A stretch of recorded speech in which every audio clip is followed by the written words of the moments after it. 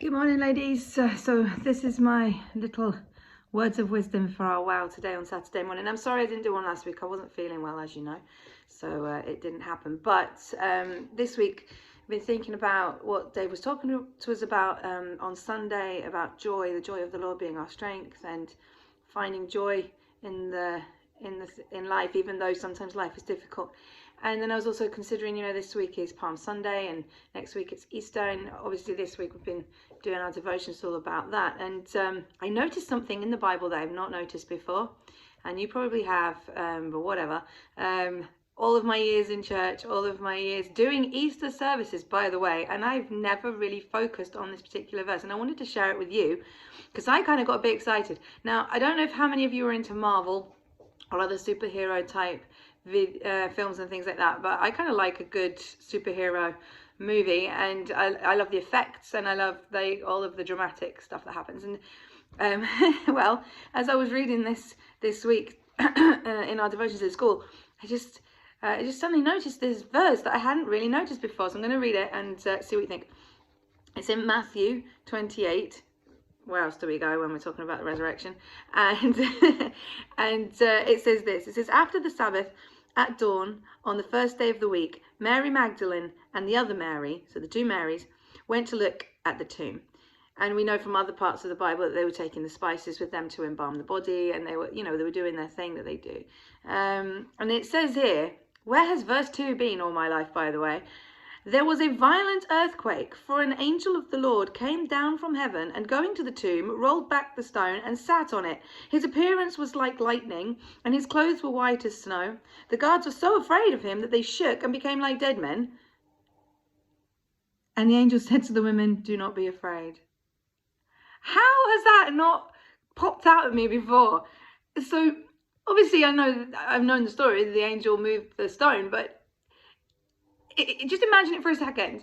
An angel of the Lord comes down like lightning to the earth, boom, lands so hard that the ground shakes. He rolls the stone away, and then he just boom, sits on it. I'm like, that's almost dead cheeky, It's kind of fun. If you could just imagine that for a moment. How powerful is that? Here come Mary and Mary. Well, Mary and Mary have been there all the way along. If you read in other parts of the Bible, you'll see that Mary Magdalene and the other Mary, have been right next to Jesus all the way through this.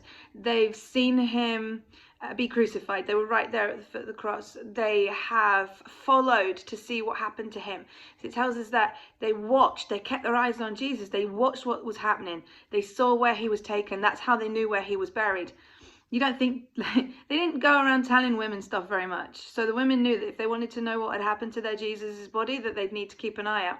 And I just think it's really interesting to notice that Mary and Mary had received so much from Jesus. I mean, Mary Magdalene had been delivered of at least 7 demons, and she had turned her life around, and she owed him so much. She loved Jesus so very, very much.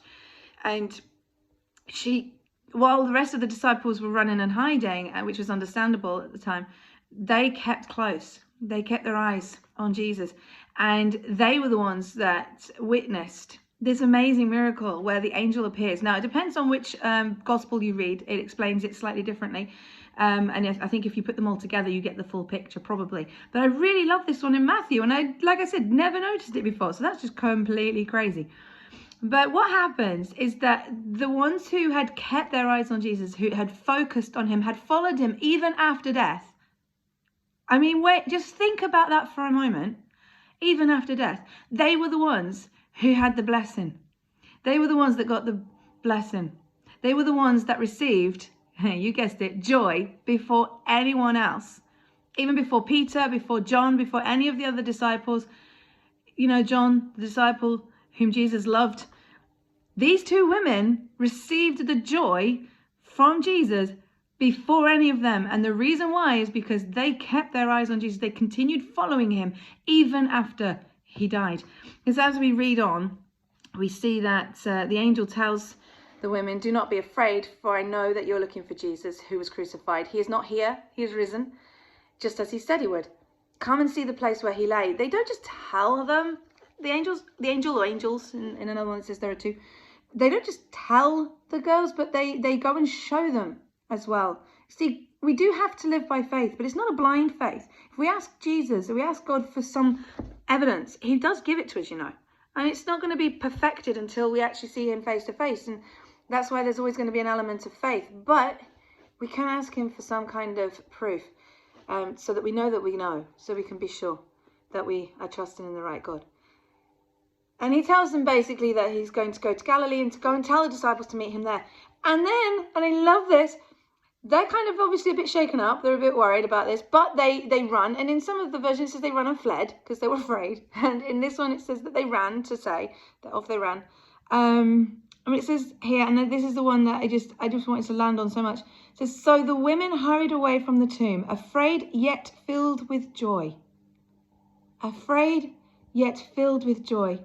See, now if you go back, the guards, they didn't know God. They didn't know Jesus. They hadn't spent time with him. They hadn't been following him. They hadn't had their eyes on him. They were there to do a job, which was to stop people stealing the body. And they encountered the presence of God via the angel, and they were so afraid that they were shaking, trembling, and that they fell like dead men.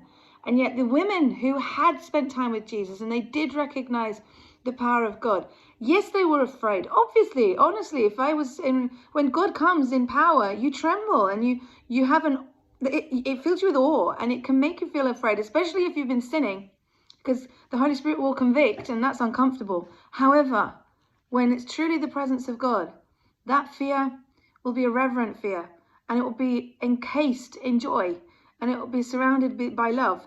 And Jesus comes, and in the kids' Bible I was reading, it says that as they turned to run, they bumped into Jesus. And I just love that. They've just seen this angel appear, and the angel's spoken to them. They're a little bit shaken, but they're full of joy at his words. And they turn around to run back to tell the disciples, and boom, they bump into Jesus. See, if you follow Jesus, if you look for him, you will find him. That's what it tells us, and this is what happened here.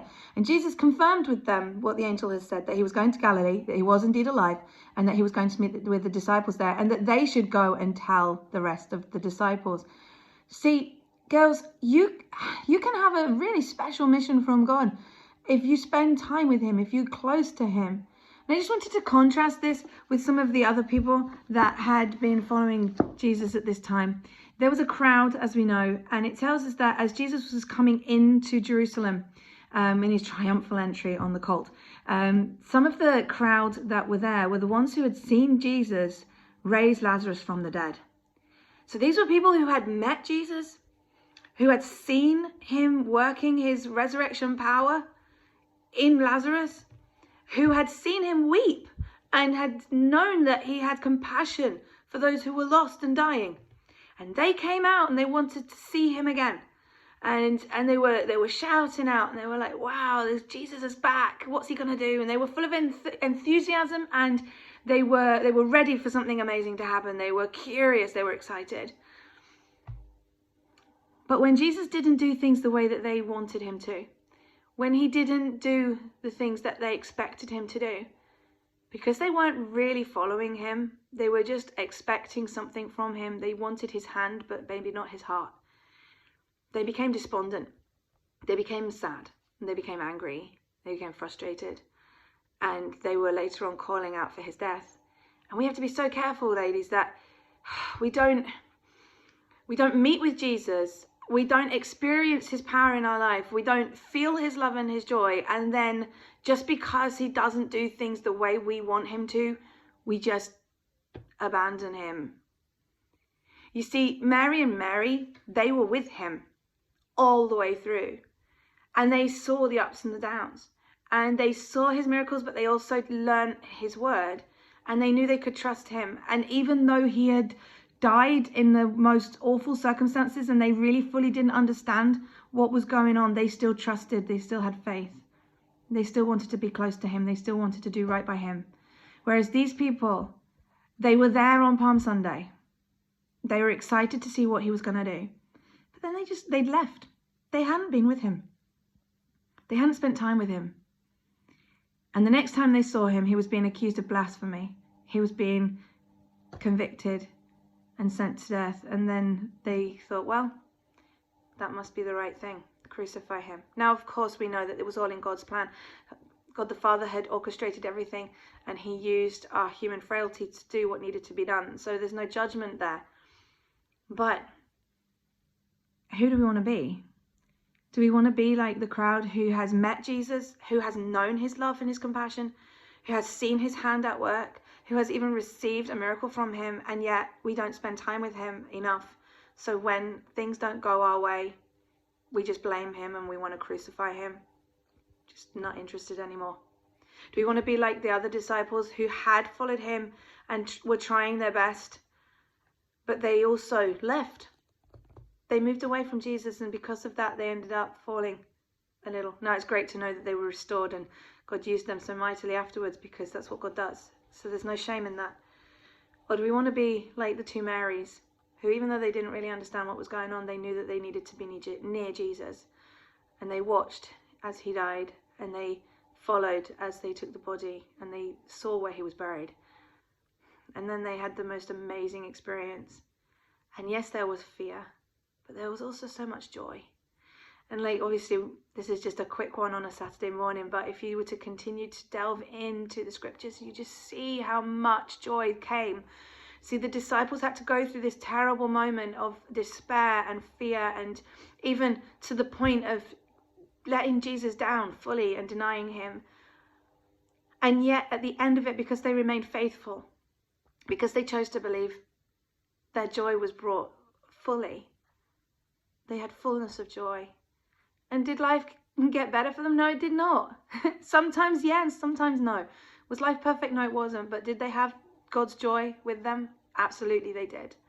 And I just want to encourage you today to be like the Marys. That no matter what's happening, even if it looks like, you know, everything's gone wrong and you don't fully understand what on earth is Jesus doing?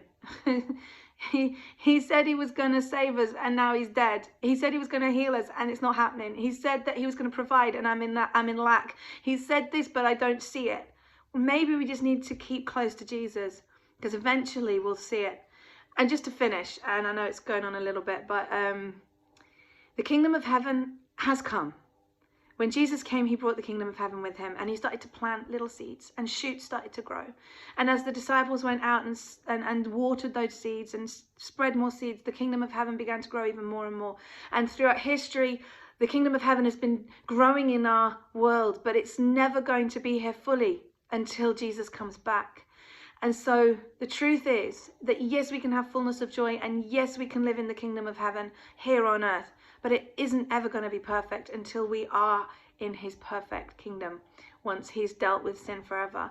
And I think we just need to hold on to that and understand that even though the kingdom of heaven is this wonderful place where there is no grief, and there is no pain, and there is no sickness, and this is the promise of God. It is our hope that we have, and that we can attain some of that now.